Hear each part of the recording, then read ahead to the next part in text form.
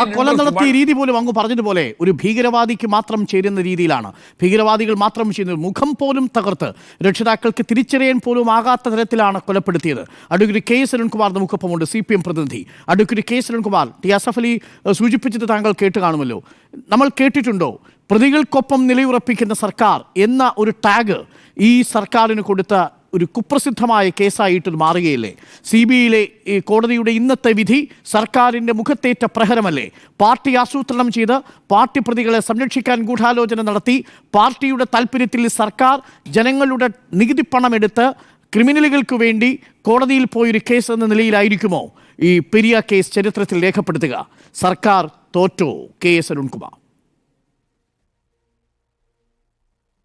ഇല്ല, ഇവിടെ ശ്രീ ആസഫ് അലി അടക്കം വളരെ തെറ്റിദ്ധരിപ്പിക്കുന്ന പ്രചരണം നടത്തുകയാണ്. ഇത് 2019 മുതൽ അദ്ദേഹം തുടർന്നുകൊണ്ടിരിക്കുന്ന ആരോപണമാണ്.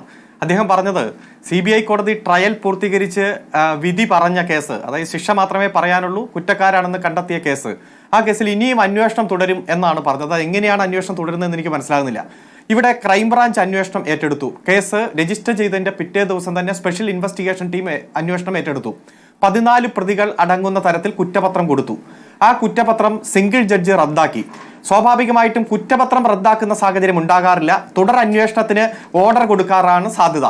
അത് ഡിവിഷൻ ബെഞ്ചിൽ പോയി. ഡിവിഷൻ ബെഞ്ച് കുറ്റപത്രം റദ്ദാക്കിയ സിംഗിൾ ബെഞ്ചിന്റെ വിധി റദ്ദ് ചെയ്തു. ആ കുറ്റപത്രം തന്നെ നിലനിൽക്കും, റിവൈവ് ചെയ്തു. അതിനുശേഷം അന്വേഷണം പൂർത്തീകരിച്ച് ഫർദർ റിപ്പോർട്ട് വേണമെങ്കിൽ കൊടുക്കാം എന്ന് പറഞ്ഞു. അതിനുശേഷം CBI എൻക്വയറി വന്നു. CBI റിപ്പോർട്ട് കൊടുത്തു. 10 പേരെ കൂടുതലായി പ്രതിപ്പട്ടികയിൽ ചേർത്തു. മൊത്തം 24 പ്രതികൾ ഉണ്ടായിരുന്നു. എന്നിട്ട് പറഞ്ഞു പാർട്ടി ഗൂഢാലോചന. ഇപ്പൊ ഇവിടെ പറഞ്ഞ പ്രസ്താവനകളെല്ലാം കഴിഞ്ഞ 5 വർഷമായി 6 വർഷമായി ഇവിടെ തുടരെ CPM-നെതിരെ ആരോപിക്കുകയാണ്. ഞാനൊന്ന് ചോദിക്കട്ടെ, ഈ CBI കണ്ടെത്തിയ 10 പ്രതികൾ, ആ 10 പ്രതികളിൽ 6 പേരെയും ഇന്ന് CBI കോടതി വെറുതെ വിട്ടില്ലേ? അതിൽ 3 പേർക്കെതിരെ ഉള്ള കുറ്റം എന്ന് പറഞ്ഞാൽ പോലീസ് അറസ്റ്റ് ചെയ്ത പ്രതിയെ ജീപ്പിൽ നിന്ന് രക്ഷിക്കാൻ ശ്രമിച്ചു എന്ന ബെയിലബിൾ ആയിട്ടുള്ള അല്ലെങ്കിൽ 225 വകുപ്പ് പ്രകാരമുള്ള ഒരു കുറ്റമാണ് അവർക്കെതിരെ നിലനിൽക്കുമെന്ന് പറഞ്ഞത്. അതിൽ ഒരാളെ മാത്രമാണ് 302 ഫൈൻഡ് ചെയ്യുന്ന സാഹചര്യം ഉണ്ടായത്. അത് ഒരു ഫോൺ കോൾ അദ്ദേഹത്തിന് വന്നു, ആ ഫോണിലേക്ക് അദ്ദേഹം തിരിച്ചു വിളിച്ചു എന്നുള്ള ആരോപണമാണ് നിൽക്കുന്നത്. സാധാരണ CBI അന്വേഷിക്കുന്ന കേസുകളിൽ, പ്രത്യേകിച്ച് CBI കണ്ടെത്തുന്ന പ്രതികൾക്കെതിരെ ഇങ്ങനെയാണോ പ്രാഥമികമായിട്ട് നടക്കുന്ന ട്രയൽ കോടതി ശിക്ഷ വിധിക്കുന്നത്? അതായത് ഇവിടെ ക്രൈംബ്രാഞ്ച് കണ്ടെത്തിയ പ്രതികൾ, ആ പ്രതികളെ മുഴുവൻ, ആ പ്രതികളിൽ ആദ്യ 8 പേർക്ക് കുറ്റം തെളിയിക്കുന്ന തരത്തിലുള്ള ഒരു വിധിന്യായമാണ് ഇപ്പോൾ വന്നിരിക്കുന്നത്. അതേപോലെ ഏതെങ്കിലും CPM നേതാക്കൾക്കെതിരെ ഗൂഢാലോചന തെളിയിക്കുന്ന സാഹചര്യം ഉണ്ടായോ? ഇല്ലല്ലോ. ഇവിടെ 225 അതിൽ ഗൂഢാലോചന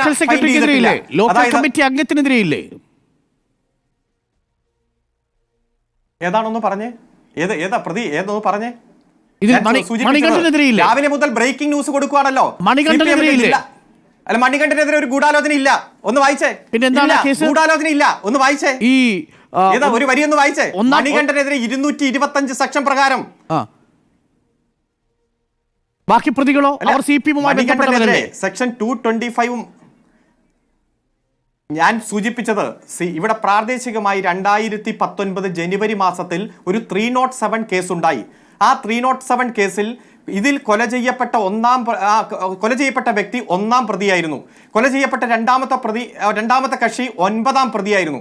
ആ കേസിൽ പരിക്കേറ്റവർ കൃത്യമായി ആശുപത്രിവാസം കഴിഞ്ഞു.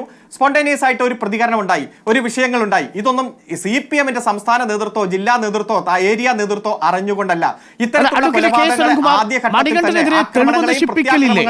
Advocate K S Arunkumar, Manikandan എന്ന പ്രതിക്കെതിരെ തെളിവ് നശിപ്പിക്കൽ ചർച്ചയിട്ടില്ലേ? ഞാൻ വായിക്കാം. Accuse number 14, 20 to 21 are found guilty for the committed of offence 225 IPC and they are convicted thereunder.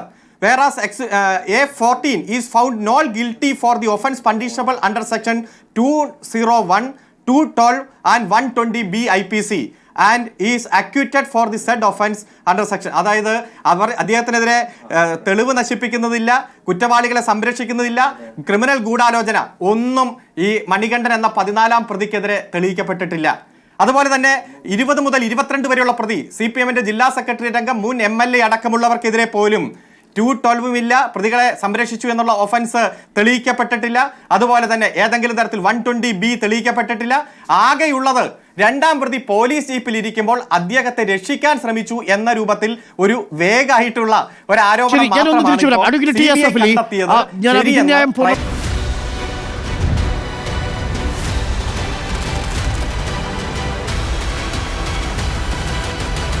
Debate with Dr. Arun Kumar.